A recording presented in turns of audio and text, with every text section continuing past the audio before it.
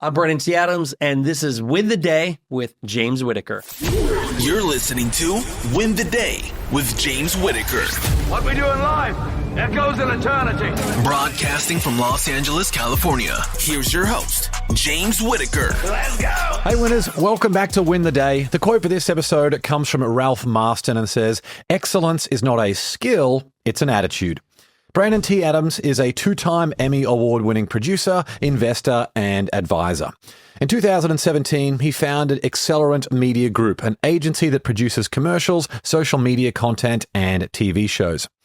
Today, Brandon serves as the co-founder and CEO of Big Brand Ventures, an advisory and marketing firm that specializes in scaling $1 million companies into $100 million powerhouses. Partnering with Kevin Harrington of Shark Tank fame and supported by a dynamic team of innovators, Big Brand Ventures boasts a diverse portfolio in technology, telehealth, marketing, entertainment, franchising, and consumer products. Brandon is also founder of marketing event Rise and Record, author of The Road to Success, and star of the film Think and Grow Rich, The Legacy. In this episode, we're going to talk about daily habits that drive success, how to develop confidence to share your story, the secret to growing your business fast, and how to overcome limiting beliefs and take massive action. Before we begin, the right bit of inspiration can completely change the trajectory of someone's life. So there's a friend or loved one out there who needs to hear this episode or could use some help to win the day. Share it with them right now. All right, let's win the day with my good mate, Brandon T. Adams.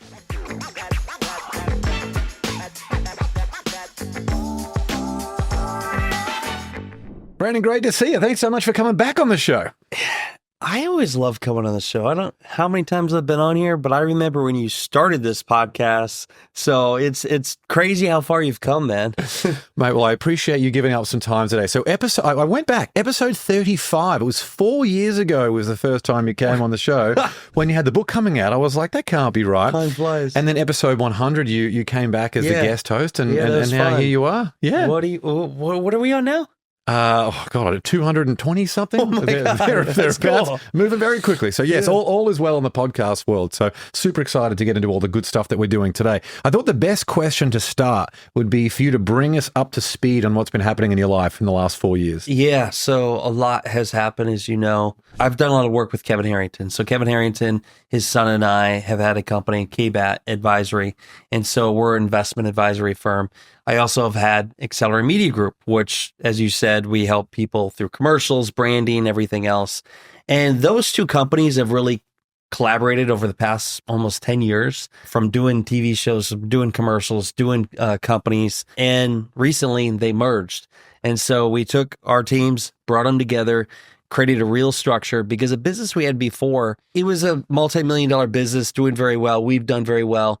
But we wanted to create something bigger. And you know me, I'm always thinking bigger. And I think the past 10 years is really just kind of becoming, who is Brandon T. Adams, right? Like, I'm achieving these things, but I feel like there's so much more for me. For once in my life, I said, I want to build $1 billion company. And so we merged the teams. One side had a really good experience in the branding side, understanding systems and processes. One side understood marketing really well, direct to the consumer, the investment side. After 6 months of really deep into it, it's not easy, as you can imagine, James. We brought them all together and we formed the company Big Brand Ventures. And so Big Brand Ventures, what we do is we scale brands. So if you're in that, we say 1 to 10 million top line revenue, and you have a desire to go beyond 9 figures, we're here to help you do that. Between myself, I was a part of one of those $100 million deals, and Kevin and Brian, we have 23 companies that we've taken over 100 million. One, which I wasn't there for it, and I'd be transparent, I did not get any of the stock. Kevin got involved with Celsius energy drink when he was a couple $1 million business, now over a $10 billion market cap. That's what's happened. I had to cut a lot of things out of my life. I had to bring things together in different ways, and I had to become a whole different person, James. As you probably have noticed, right now, our pathway for the business, we have 20 some employees. Within 6 months, we'll probably have about 50 employees on our team. We're scaling the company massively. My goal is to have the company at about a $200 million valuation within the next 12 to 18 months. And my ultimate goal is, by the time I'm 40, I want the company to be worth $1 billion in our portfolio. So that's where I'm at. So it's so good. You're crushing it. It's so good to see. as someone who's seen you, I'm obviously. crushing the espresso too. Funny how they go hand in hand sometimes, right? You need that energy to get up and win the day. You mentioned it there. A question I wanted to ask you is, who are you chasing or what are you chasing? But you touched on it there as you want to build $1 billion business. Is that really the ultimate goal of what your life's about? Or is there a certain person that you aspire to be or have the success that they have? What is it? It's a good question. So I go back and forth. So what's my mission, or the mission as us as a company at Big Brand Ventures? Our mission is to help brands go big. It's to help them scale. So like I said, those people, that CEO, that founder, there's a lot of them that they almost stumbled upon creating a multi-million-dollar business. And when I jump in, I'm like, how did you even get to this? But they don't have the team or expertise to get beyond that. And so that's where those kind of people, I want to help them.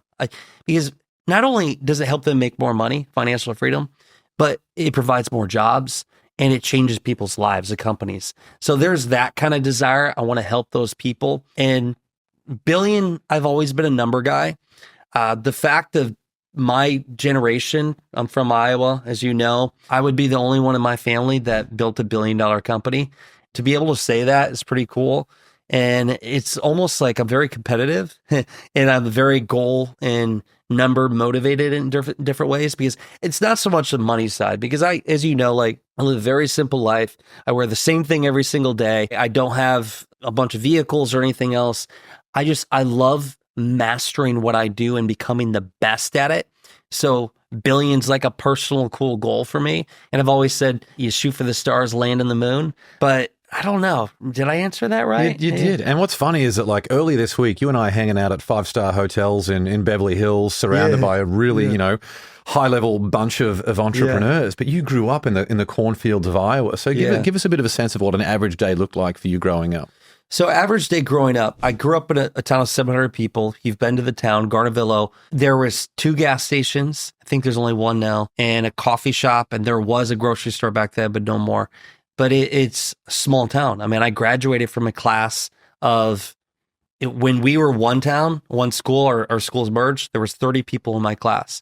When we merged 5 different towns and 2 schools called Clayton Ridge, I had 78 people in my graduating class, I think it was. So like, I literally grew up in a very small community.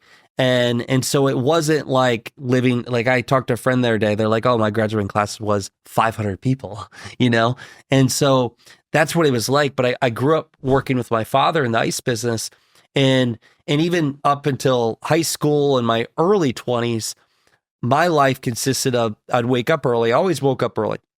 Not as early as now. I wake up at 4 a.m. now, but I used to wake up, I thought 5:30 was early. So I'd wake up, do my exercise, and then I would go down to our ice warehouse and I would load up a truck full of bagged ice. I would get in the truck, and I was a delivery guy. I would deliver to convenience stores, bars, restaurants, drive a big truck. I could technically drive a semi too, and deliver all to these mom and pop stores, some bars, restaurants. We had Walmart, we had Target, we had all these different places that would buy our product, and we sell wholesale and they would sell at retail. And so that was manual labor. I mean, it's a lot of work. I did that. And during that time, I was thinking, how could I scale the ice business? And I worked like my basically my body and my brain into the ground trying to figure that out. And at one point when I was in the ice business, my father, I also was working with corporate. I was managing at one point 8 different facilities, about 50 people, and it was like a $12 million territory. So for me at the time, at 23 years old, I thought that was cool. But I was working 100-hour weeks, and I was using more of my back and not my brain. And I remember having a mental breakdown one day on the road, and ambulance came and everything. And that night, it was about midnight, I sat in a warehouse by myself, and I realized I stopped talking to my friends. I stopped going out. I barely talked to my family. I was so consumed on making millions. And at that time, I wasn't even making that much money, but I was determined to become the best in the ice business. And then that was kind of like a turning point for me. I realized you got to work smarter and not harder, even though you still got to work harder. It changed my perspective. And one thing my father said is use your head, not your back. And so I share this story, James, is because I started in like a blue collar, you say, manual labor kind of position as a delivery guy. Now it's a totally different world for me, It gave me a lot of perspective and respect and just grounded me, you know? What was that moment then when you realized that you could do anything that you set your mind to? When I realized that, so the first time was reading Think and Grow Rich. That's where I'm like, okay, I'm going to be the best in the ice business. But then I realized, okay, the amount of money I want to make and where I want to be, I wanted to do more than just keeping people's drinks cold. I wanted to like save lives and all that stuff and empower people. But I also like wanted to figure out how to build massive wealth. And so that's when I changed and thought differently to go to a different career, a transition. And once I did that and I saw a couple wins, honestly, James, when I had my first almost bankruptcy, and I look back, I talked about this at a past show where I lost everything. And this is on the documentary, which you've seen already, is coming out in a week. I talk about how I was negative $500,000 in the hole. My car got repossessed. They took my land. My father at the time stopped talking to me. My wife was depressed. I literally had nothing. I had to sell my guitar, TV out the wall. It was a very low moment in my life. And then what put me over the edge is when they took my vehicle is the last thing I had that I had pride in, you know? And that's when I broke down. And I think when you break down is when you break through. And in that moment, that was like this thing changed in me, right? I became a different person. And after like 24 months of grind, I ended up getting completely out of that and building up a foundation, a business again. And I share this because after I overcame the losing everything and coming back, that gave me the confidence to say, hey, this is where I was, here's where I went, here's where I was, here's where I can go. Now, anything is possible. Whatever I set my mind to, I can achieve. So that really, honestly, happened 4 years ago. And when did you realize the significance of how far you've come or the life you've been able to create? I think this week, we're in LA. One of my goals is to be a shark on Shark Tank because I look at my partner, Kevin, and our business has been, okay, he's a shark, original shark. I pitched on Shark Tank casting years ago. And I said, you know what, why can't I be the shark, right? One day I'll be the shark. And I haven't been the shark on Shark Tank yet. I have in the last 3 months been on shows similar to Shark Tank as a so-called shark or judge. But last night we were actually in the studio. It's crazy. Now that I say this, the realization is it's about a 30-person film crew. We're right in Hollywood area. There was 4, Kevin, my partner, and then 2 other well-known people. Can't say who they are. The show's not out yet, but I was behind the scenes filming. I own part of the show. I negotiated the deal as well. Producer, own part of the show, everything. And in that moment, I'm like, wow, this is actually, from me, producing my own films and trying to get seen by people to now, like, I own part of a high production show. It's a 7-figure, like, production. And that was like a cool aha moment, but I don't let it get to me. It's not like, oh, I made it, right? It's something you got to acknowledge, you got to respect, and you got to be like, this is pretty cool. I've come a long ways. I need to appreciate it. But I can't let it get to my head. And I got to know this is just the beginning. So you had the entrepreneurial mentorship from your father. You had that competitive spirit that you were born with, and then stacked onto that, I feel like your best trait is that you just take massive action. Yeah. You maybe are not even aware of just how massive it is, but watching it from the outside, just seeing you do this stuff, it's incredible. It's so inspiring for me whenever I see you do that. I think about it, James, and I don't I know it's a lot, but I also, because I do it, I don't think. This week I realized it. I was messaged Mike, I was calling before this, and Mike's the CEO of our company, and I was telling him, like, Mike, every day this week, literally from 4 a.m. I wake up till 11 p.m. at night, and think of the time change, right? So it feels like 1 a.m. my time. I phone calls, texts, filming, closing deals, speaking, everything. It's been nonstop. I probably this week got more done for a business that most people could do it a year. But that wouldn't have been possible if I didn't take the action the years prior, right?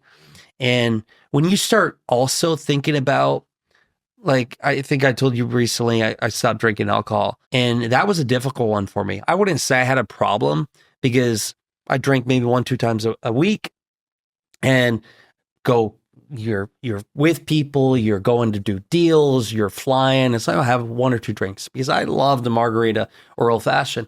Well, what I found out is because I wake up at 4 a.m., I'd have 1 drink. The next day I wake up and my head a little bit, not as powerful. But once I was the CEO of the whole company and we started hiring more people, I'm like, okay, it's not just about me, it's about a whole team. August 13th, I made the decision. I was just like, I'm going to stop drinking alcohol. I stopped. And after 30 days, this is where I'm like, okay, maybe I had a problem. I realized that it had been the longest I went without drinking alcohol since I was 13 years old. 13 years old. It's illegal, obviously. But then I realized after 90 days, I don't know, I might be close to 100 days now, but I've realized that how much time and energy was focused on where I was going to go to have one drink, but also how much power I had back. The reason why I share the alcohol story is there's all kinds of stories, whether it's alcohol, whether it's could be other addictions that you have. Once you realize what no longer serves your goal and purpose, you understand that you can take even more action if you take out the bullshit. And so for me, sleep routine, don't have the alcohol, only be with people that bring value to me or make me happier like you. And you almost become ruthless and you're selfish with your time and energy. And not even so much too, like I don't have many friends outside of business. Like I don't just go on the weekend, I'll just hang out with a friend. You know what I mean? Because my wife and I, my time is my wife, or my time is with my mission. And some people may think I'm crazy, but I've figured out what I want and I figured out what it takes. And there is no get rich quick. There is no cheat code. It's just pure discipline, sacrifice, and putting in the reps. And when you compound that over 1 year, 2 year, 3 year, 5, 10 years, it's crazy what you can do. And I was going to that, but like the action is probably the most important thing that anyone can take in their life if they actually want to achieve monumental goals. It was cool after the Win the Day mastermind where you and I, because I've been in the same boat in terms of alcohol as well. Yeah. I'm like, I'm not drinking this for the alcohol content. It's just it's like a morning coffee. Yeah. It's like a bit of a ritual thing to do. So you and I kicked back with a couple of non-alcoholic beers. It was great. Exactly. I felt like I was drinking a real beer. We didn't miss anything. Yeah. And we had a great conversation with a whole bunch of people there. Yeah. We woke up feeling fresh the next day. For someone who wants to take massive action, how do they develop the confidence to be able to do that? One, I would say being around other people that take action. Like you and I, when we hang out, I love it because we challenge each other to think differently and even like my business partner, I'm in rooms with him and it just starts becoming my reality. But when I see that, I also, it goes back to the alcohol thing. He stopped drinking 14 years ago, Kevin. And so like, it was easier for me to make that decision not to drink because I looked up to him. And so I'm like, he stopped, why can't I? But like when I'm around other action takers, it's like when you go to the gym. I used to work out a lot with like people that were trying to bodybuild and stuff. And when you're around other people that work out, what does that do? You do a couple more reps. You do more. And so action taking starts with, I think, for one, being around the right people taking action.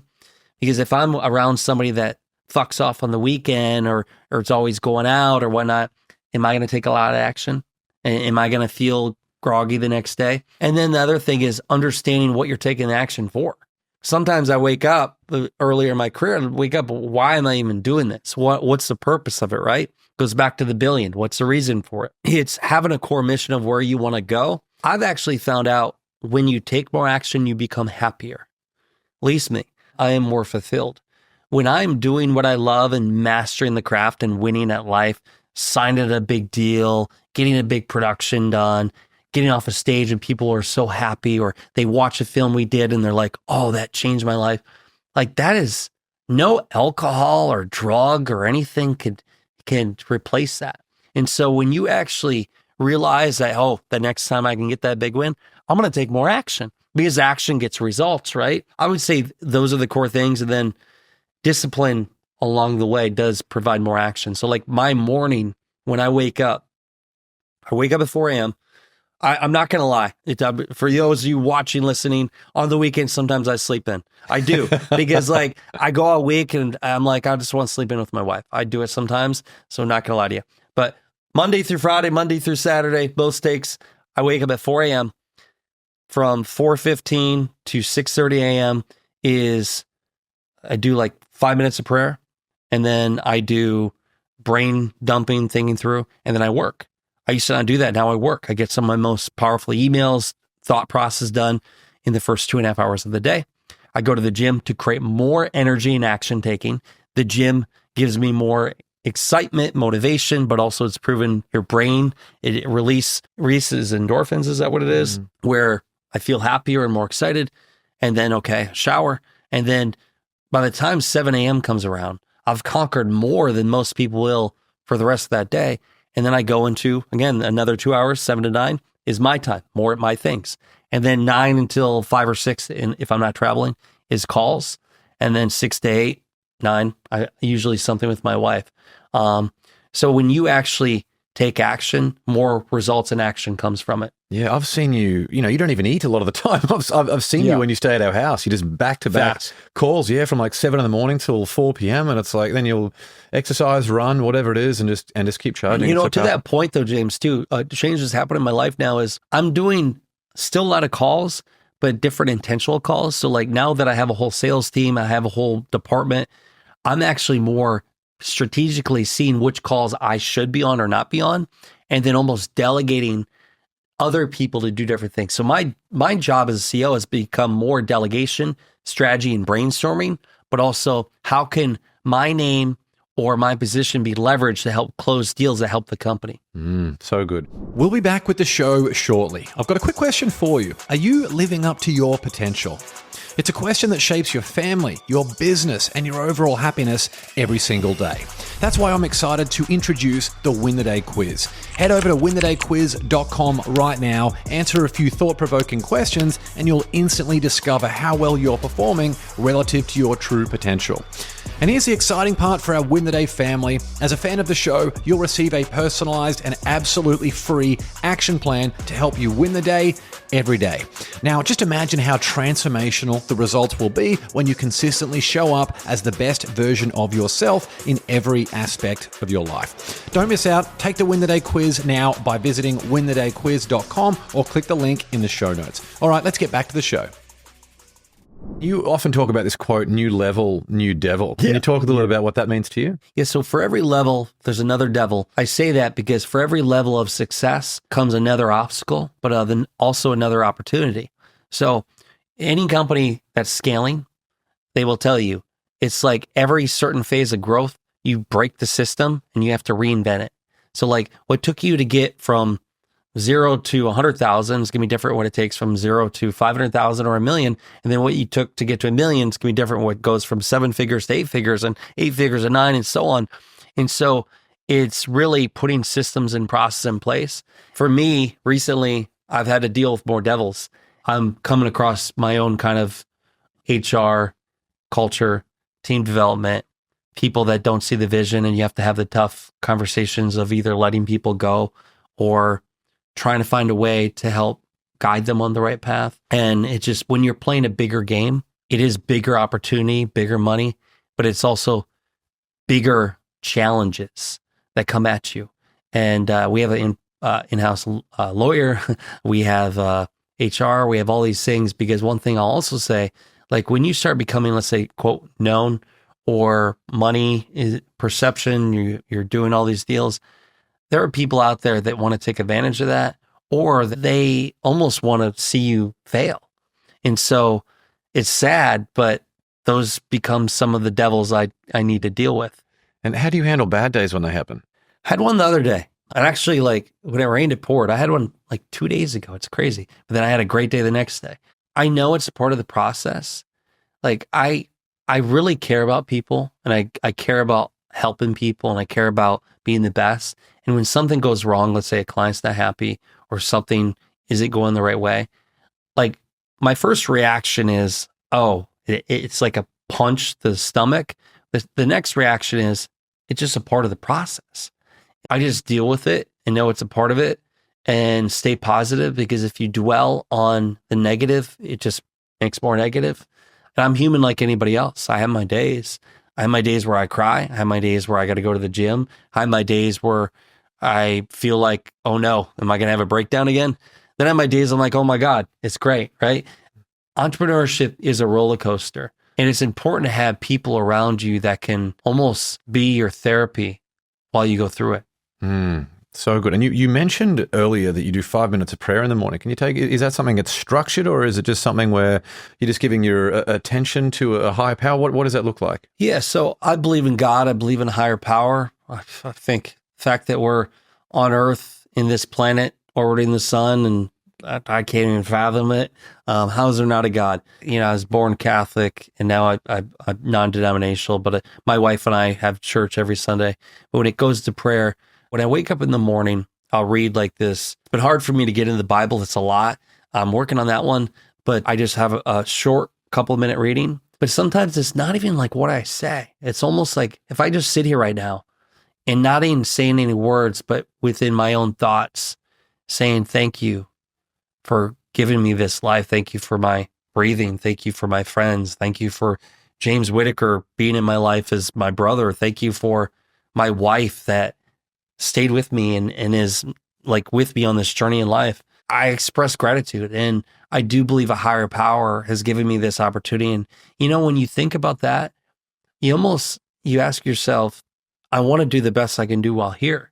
And I do one day when I meet my maker, whether it's tomorrow, which I hope I'm not, or 50 years from now, or 150 years from now, I want to say that I was the best Brandon T. Adams I could be, and that I was of service to community and humanity. And that is another driver for me. Because there was one point in my life I didn't believe in God. I was lost. As someone who has you're driven by so many of these aspirations, how do you balance that hunger for future achievements with happiness in the present?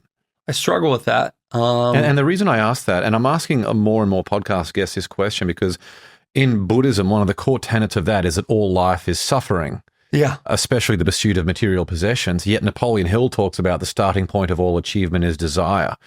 So it's like, how do you then figure all that stuff out? It's like, yes, if you want to achieve and do big things, you need to want it. You need to know what you want. You need to work hard at it. But the more you want, the more suffering you can introduce into your life as well. It's an interesting concept. And I guess my thought on that is, anybody that achieves something big, I feel like I have achieved near enough. And maybe that's why I keep going so motivated, has their own issues. They have their own obstacles, their own demons, right? And even the people that have achieved, let's say, billionaire status, if that's their success, or built a big company, or won an award, or even like a gold medal, they had to commit so much of their life that they had to give up a lot of things. And they had to sacrifice sometimes family, loved ones. And for those you watch them and think, oh, there's a way to have it all. Like, honestly, yes, but there is no balance in life. When you're focusing on one thing, you're taking off focus on another. For me, sometimes I do, maybe it's enough. Once I get to the billion, is it 10 billion then? Right? Is it 20 billion? Well, we're in a world now where there's going to be trillionaires. Yeah, Elon's going to be a trillionaire in about 3 years. Exactly. And so that's a whole nother level. But like, I'm learning to enjoy the ride. And I'm very grateful for my life, whatever comes at me. I know there's always tomorrow, and today's today. And I do think anybody that's achieved any kind of monumental thing, what's considered success, and you look at most people, money, a lot of money, or won a lot of medals, or fame, or whatever that is, I'm telling you right now, I haven't met one person that achieved that without making so much sacrifice and losing people along the way. And if there is somebody, come talk to me. Let's have a conversation so you can show me the way. Yeah, I love it. The work you're doing at Big Brand Ventures, what are the secrets that it takes to scale a business to great heights? We have 4 areas. We are a marketing mindset first, because at the end of the day, cash is king, revenue is king, getting more customers in the door. So we think, how can we get in front of more people? We try to understand, most people don't understand their acquisition costs. What does it cost to acquire a customer? Usually it's through digital marketing. We identify what it costs to acquire a customer and then figure out what's the lifetime value. So let's say I acquire a customer on Meta and it's a $100 product. So let's say it costs me $30, $33 to acquire that customer, and that customer becomes a $100 customer. That's a 3-to-1. That's really good. And so knowing that, okay, how can I spend, instead of $100 or $33 an ad spend, how can I spend $33,000?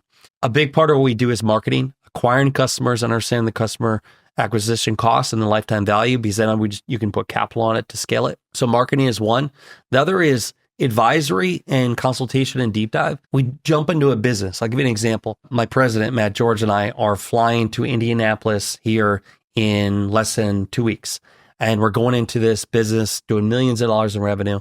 And they have a desire to get to a 9-figure valuation. And so we're going to dive in. We're going to spend a day with them. We're going to interview some of their team. And then we're going to walk away. We're going to go to our whole company and team. We're going to say, here's the areas we believe that we can help scale them or scale different areas.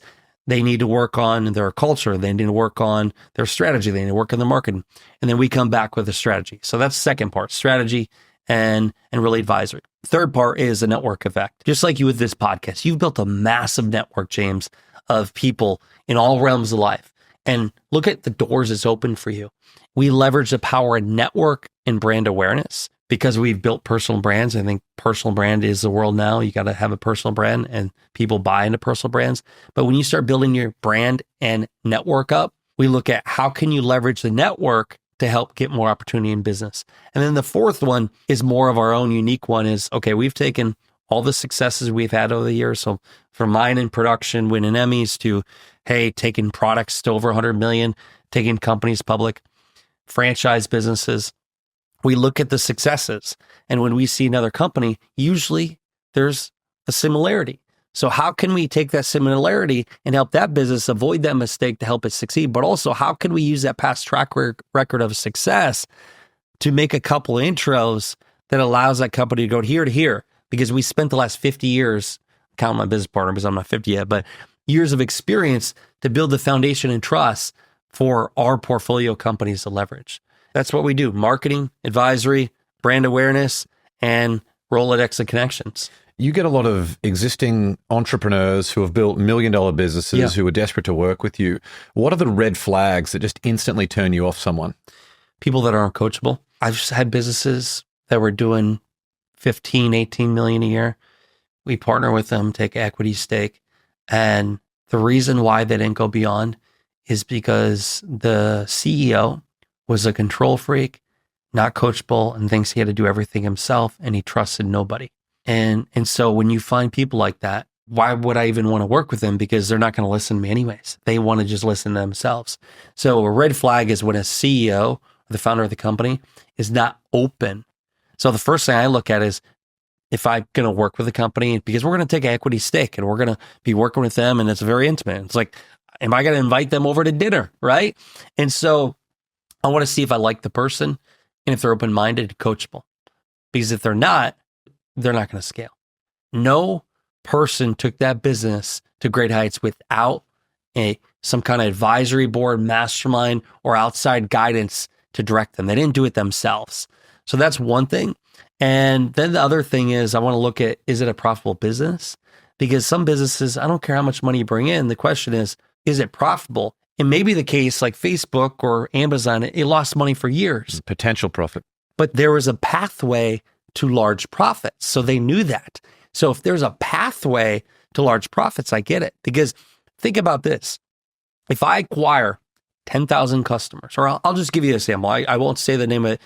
This was just pitched on a TV show. This company is doing 3 million in ARR. So every year, no matter what, they're going to get 3 million recurring revenue. And they have 50-some thousand customers. So I look at that business and they may be losing money now, but all I need to do is find some unique other offerings to turn that 3 million into 30 million because they have 50,000 customers paying them a small amount. So there's a pathway to liquidity and scale. And so that's what I look for. And what then you said, what red flag, but here's what I say that the ultimate thing to look for is understand the acquisition costs, but is it recurring revenue? So like, I'll give you an example, Celsius I go to, is I drink Celsius. If I drink a Celsius and I like the product, what am I going to do? I'm going to buy more Celsius. So that's almost recurring revenue, even though it's not on auto ship, but like, I'm going to buy more as a consumer product. So I am probably giving Celsius anywhere from $40 to $60 a month. That's pretty good, right? There's a lot of people like me. So what's the recurring revenue aspect? How can you acquire a customer once and get paid for many years to come? And you mentioned personal brand earlier. Yeah. And I don't know if I'm even allowed to say this, or maybe I can. You won't mind in terms of Go for it. You being able to secure No, just kidding. you being able to secure $1 million deals just from putting a video out there on LinkedIn or some other part of social media. Done it many times. I just did it a couple days ago. Oh, nice. Maybe that was the good day It wasn't after your bad day. specifically a video, but it was a video they saw that came to an event, which led to a multiple 7-figure deal. Perfect. So how is social, and all that is, it's one person who has a need, finding someone who's a good fit to help fulfill that need, which is of course you. So how has social media marketing changed the game for the world of business we're in today? It's a game changer. And I'm going to give you a real life example. It's over the past 2 weeks, I've had multiple things. A couple days at an event, we had people come up and one said, "Hey, I'm going to make sure I do the pitch right because I watched your YouTube video and I saw what not to do." And then I had another person on my team say, "Hey," they're on my team as a sales. And they said, "Hey, I've been watching your social media to help me better understand what we do at Big Brand Ventures and for closing deals." And I realized, wow, I'm becoming a resource not only for potential clients, but my own company employees. What it's led to is building a lot of like and trust. That example of me going into that, flying in that city and doing a deep dive for that multi-million-dollar business. They saw me somewhere, they watched my videos, and they reached out to our sales team. And when I jumped on the call before we finalized a deal, they said, "Yeah, I've been watching your stuff. I really like your content." And I'm like, wow, that's the result of branding and videos. Building a personal brand and putting videos online is a way for you to connect with your audience and build trust with them, educate them, and make them feel comfortable to want to get into your world and collaborate with you in some way. It may not be money, but it may be some other aspect. And how can someone develop the confidence to tell their story through video? By starting. I mean, as silly as it sounds, pull out your phone right now, press record, and just start sharing who you are and what you do. And then post it, the scariest part. And then after you do that, you realize, okay, that wasn't that hard. And then you're like, okay, I want to do that again, but I want to try a different thing. And for me, every single day I'm posting content, and some of it is way left field. I'm like, well, that didn't make sense, but I posted it. But like, the thing is, I'm experimenting and trying different things. And as I do more and more, I think of different ways to perfect it. But then I get feedback from DMs or people that I come in contact with, and they say certain things. I'll ask them, "Hey, so where'd you first see me?" Or "What do you like about my content?" Then they'll tell me, and I'll take that market feedback, audience feedback, fan feedback, and then create more content based on what they wanted. And so listening to your audience, it's like anything. If you're going to go to the gym, you just start going, first you feeling safe. I'm going to go to that machine by that really buff guy. Oh man, like I feel weird. But then after a week going, 2 weeks, a month going, you're like, oh, I got confidence. I might say hi to that guy or that girl. And then all of a sudden years go in, like you just gain the confidence. The same's for video. Once you start doing more of it, it gets easier. But also from a, what do you say on camera? Just share stories. Today, as we talk, I work to share stories from past experiences because I'm just going back to what already happened. And it's proven when people watch, hear, or listen to any kind of story, psychologically, they're more likely to retain the information and they're more likely to want to keep watching, keep listening. Yeah. I hope you're still listening. And many people, they don't put this stuff out there on social media. The people who have big aspirations and want to build a personal brand, one of the reasons they're not putting the content out there, even though they know they should be doing it, is because they're worried about what other people think. And one of my favorite all-time quotes is, "To the right people, you can do no wrong. To the wrong people, you can do no right." It's so true. Like, stop worrying about the opinion of someone that you shouldn't give a shit about anyway. This person, they're not going to like you. You probably don't like them. There's just, they're not the one paying your bills. Yeah. And so like, this is one thing that will help anybody is haters are hurt people that hurt people. So think about it. Hurt people hurt people. They reflect onto you of how they feel about themselves. And so once you realize that, you almost kind of feel bad for that person. And don't engage with it, whether delete it, let it go, and just know that you're going to live your life on their terms or you're going to live life on your terms. You manage teams now across a whole bunch of different industries. How do you keep the team aligned and motivated on the big goals at hand? Yeah, so there's our internal team with Big Brand Ventures where we have all our project manager, CEO, president, marketing department, our advisory department, all these different components. So like I am working and delegating with the executives, and then they each have a group of people that they're delegating with, and then it all comes back to the top to me. And so, but I'm always open. I want to be able to be available in some aspect for somebody to come to me. So that's in the team component. Now, when we work with all our portfolio companies, so the companies that we have equity stake in, that we work with on a day-to-day basis, we have a account executive and a point of contact for every one of those relationships. So to get very specific on that, for every account manager that we have, that person can handle from 6 to 10 clients. And so we know that when we get another 10 clients, we need to hire another person. Now there's bigger clients. We have really big partnerships. There might be literally that person does that one and one other client because it's so intensive. And so because we got to make sure we're bringing the most value to that company to ensure our portfolio turns into a great exit opportunity. And so that's how we delegate that. But then we know on our team what experts need to be brought in at the right times. Like, for example, back in the day, we used to do a call and the company come on and all of us would be on the call. There'd be like 5, 6 of us. That makes that no sense. And so now, okay, get on a call. It might be 1 or 2 people from our side, and the people that are brought in are the people that are needed during that specific part in that journey of that business's life. And so I'll get brought in when, okay, they need very high level strategic thought process around their scaling business, the branding side of things. Maybe they're raising capital. Maybe they're trying to close a deal. I'm brought in those situations. So understanding who does what and who doesn't do certain things, that's how we've really helped bring the value, but also delegate. What's the best piece of advice you've ever received? I'm going to share a couple. The first one, it was good because it changed my life, is when my father said, use your head, not your back. My mentor, Cactus Jack Behringer, said, your thoughts become your reality. So be careful what you think about. I didn't understand that at first, but I realized in my life, there were times that I thought about a lot of different things. Thought about women, thought about drinking, thought about negative thoughts, thought about why things wouldn't work. And I realized I better be careful what I think about.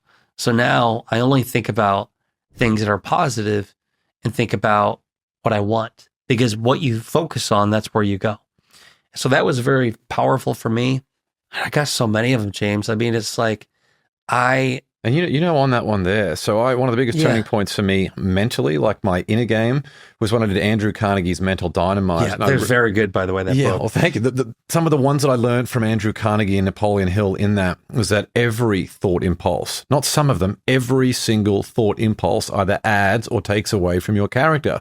So you better be careful about every single thought that you think. Now, the way that you do that is to control. That was when I took a lot more intention around things like my physical environment and everything else. You know, the music you listen to, the movies you watch, the people that you're around, the food that you eat, all of those things contribute to the thoughts that you think. That's so good. Yeah. It's true. Here's one. I don't know where this came from, but you want to become a billionaire? I think it's help a billionaire make $10 billion. Something like that. So you help somebody achieve an upside and partake in that process. Like if you can help solve big problems and you can help other people make money, you will get that. And I think for me, how that kind of provided value to me is I realized if I found very influential people and helped them achieve their goals at a high level, I would be able to partake in a very big opportunity. So that's... Yeah, it's nice. And I often talk about on the show that the more valuable you become, the more value you have to offer people who are higher and higher up the food chain. And that's what you've done so well. Now you're business partners with Kevin Harrington from Shark Tank. And on that, what's the best lesson that you learned from Kevin Harrington? Test before you invest. I bet he's learned that the hard way. Yeah, test a relationship, test a investment, test any opportunity before you invest more time, money, and energy. Because most people just jump in. When you test something, it's like you crawl, walk, run. And in business, so like if we invest 25 grand into a marketing campaign, it brings 100 grand back. Okay, let's put more money in. But if we put 25 grand in a marketing campaign and we get 5,000 back, okay, I don't want to spend more than 25 grand. you know? And so that's on the business side. But in business relationships, we do our shark retreats, we call them. And we created this a while back because I wanted a way to spend more time with people, our ideal clients. So that's almost also a test before we invest, is because they fly to us, spend a day with us, dinner, fun experience, whatnot. And then based on that experience, we determine, do we want to spend more time with them? And if so, we'll go into the next phase of working together. And then after the next phase, let's say it's 6 months, if we get to the end of the 6 months, we still want to work together, okay, then we're going to invest more time, more energy, maybe more money. And then that turns into a 1, 2, 3, 5-year partnership. Test before you invest. And that's in all areas of your life. It's a powerful one. Last question before the rocket round. On your best day, what's an affirmation that you would write on a flashcard that you could show yourself on your worst day? You already are living your dream that you had set out for. You already have in your possession everything that you've wanted, and you're okay. You're happy. You're living to your best potential, and that's it. You're okay. Powerful perspective. Yeah.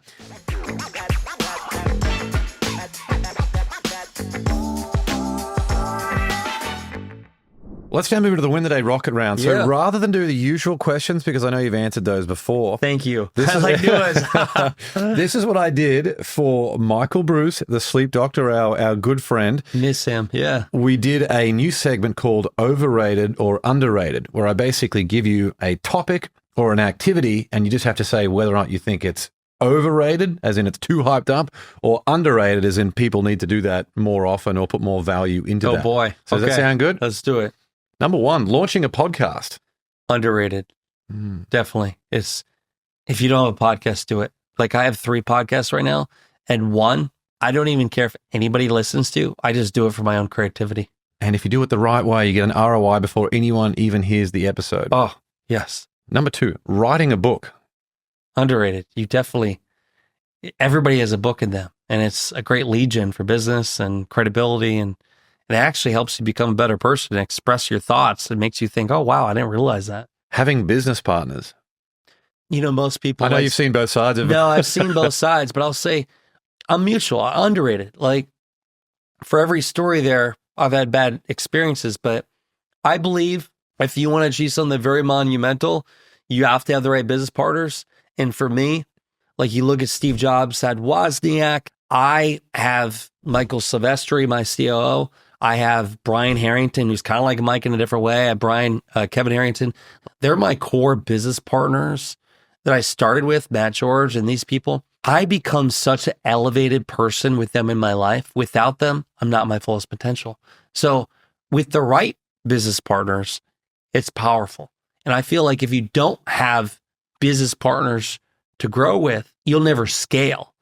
That's my thought. Working out every day. Oh, bro, it's underrated. You got to work out every single day.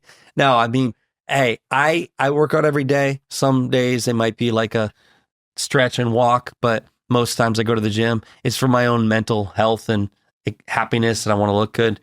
But if you're not working out, like, you better have a good reason, because it's actually, you're doing a disservice to your mind, body, and soul.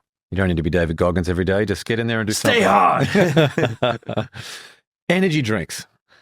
Oh, okay. I mean, I like energy drinks.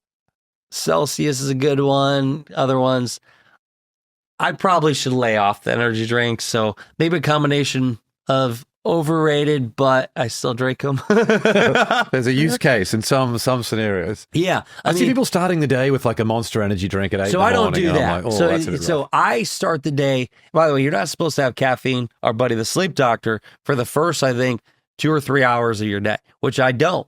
And so I will do pre-workout, and then I will have coffee, as you do too. And then I just like an energy drink. I don't know. I like it. Maybe that's one of my weaknesses I got to cut out. Well, if it brings you a large amount of joy, the mental benefit to that. But don't get me wrong. I'm not waking up at 4 a.m. and like cracking a Monster open, rah, and then 6 a.m. Celsius, yeah. Joining a co-working space. I've done co-working spaces, groups. It could go both ways. It's not my thing, but it could be a thing great for people. So I'm indifferent on that one. The hustle culture, people wanting to work 24/7. So here's my thing on that. I used to have the mindset, live to grind every day, work. And don't get me wrong, if you're going to have to work. So hustle and grind is kind of overrated, but also in the aspect, there's phases of your life. So like, I'm going to go home tomorrow morning and I'm going to see my wife at 2 p.m. and I'm going to be with her till 10 p.m. and go to sleep. And I'm not going to work because I miss my wife and I'm taking a break. This week, hustled and grinded from 4 a.m. to 11 p.m. midnight every single day. So I do know if you want to achieve anything great, it's going to take a lot of work and sacrifice, but the whole grind every single day, wake up, you can't spend time with this, that. I mean, are you going to wake up one day and then realize you have nobody with you? What's the fun of that? Love it. Cold email outreach. I feel very strongly about this. I think this is extremely overrated because I cannot stand when I just, it's obvious that it's used some type of web crawling thing and I can see all the information that they've included is so impersonal. So a lot of other people are quite receptive to cold email outreach. So that was what I wanted to get your thoughts on. So I'm going to share a couple of perspectives. I think it's overrated, but it could be underrated. So when I started my career, I did that all day, every day. And it didn't really get that great results, but it did work in some cases. Now, I know a guy that has business and he has dozens of people doing cold outreach and it actually works. So there's one aspect. I get annoyed by it too. If somebody dares to reach out to me one more time to come on my show or just straight up ask me for money, I'm going to freak out. But there are times, I had one 2 days ago and it actually caught my attention. I'm like, wow, it's automated. And I'm kind of like pissed about it, but also they offered to give me free Uber Eats and it was automated. So it got my attention. I didn't do anything with it yet, but they get my attention. Yes. So they're finding a way to stand out. That's nice. A bit of creativity. Finding a way. Now I'll tell you, I have a friend that wrote the book, How to Get a Meeting with Anyone. And his way was not a cold email. He was send somebody a piece of art of them. And that got their attention. Now that does work. Interesting. Keith Ferrazzi had one where someone sent him a shoe and he said, I'll send you the other one when I meet you in person. That was his way of getting a foot in the door. And Keith actually went and met that person. So yeah, it makes you like, oh, wow, that was good. Stands out. Hosting events. Oh, very underrated. I have a desire to bring people together, so I'm obsessed with it. But also, when you spend more time with people in person, more will come from it. Whether business deal or great connections or great friendships. So bringing a bunch of people together at once creates opportunity. So they're underrated. I think hosting your own events should be a strategy for you to grow your business. And it doesn't need to be at a fancy hotel. Even if you just want to form a mastermind of 3, 4, 5, 6 people. I've been doing that in every city that I've lived in since I was in my early 20s. I even recently was invited to join a new one, which has been great. For you, some of the ones I attended that you put together, I met some really amazing people and vice versa. So it could be literally just grabbing coffee. Hey, we got 10 people, go grab coffee. Yeah. So hosting gatherings. And last one, building a personal brand. Very underrated. Spend all the money you got. No, but really spend what of your business plan and focus. I think that you should put 20% of the full pie energy into your personal brand. If you're figuring marketing, branding, whether all these different things, personal branding is the most powerful thing to build trust, and something where people remember you. If you build and trust with enough people, those people buy from you no matter what you sell. So good. We usually do the rocket round. If now that you've seen Overrated or Underrated 2 times, if you're watching this on YouTube or on Spotify, there's an opportunity for you to leave a comment. Leave a comment. Let us know. Do you prefer the rocket round? Do you like Overrated or Underrated? Let us know which ones you like and we can update that for future episodes. Well, there are a bunch of ways to connect with Brandon and we'll link to all of these in the show notes. You can follow him on Instagram at Brandon T. Adams. Grab a copy of his book, The Road to Success, on Amazon and visit his website, brandonTadams.com. What an absolute pleasure. Thanks so much for coming on the show. Yeah, thanks for having me. Thanks for joining me on another episode of the Win the Day podcast. We want to hear your thoughts on what we covered today, so drop a comment on the YouTube version of this episode with your favorite takeaway, any questions you have, or what actions you'll be taking as a result of what was shared in this episode. And if you found value in the Win the Day podcast, leave a 5-star rating on Spotify and Apple Podcasts. You'll find a link to both of those in the show notes. It'll only take you a few seconds, and more ratings really helps other people discover the show so they can get the mindset upgrade they need, and we can bring more winners into the Win the Day movement. That's all for this episode. Get out there and win the day. Until next time, onwards and upwards, always.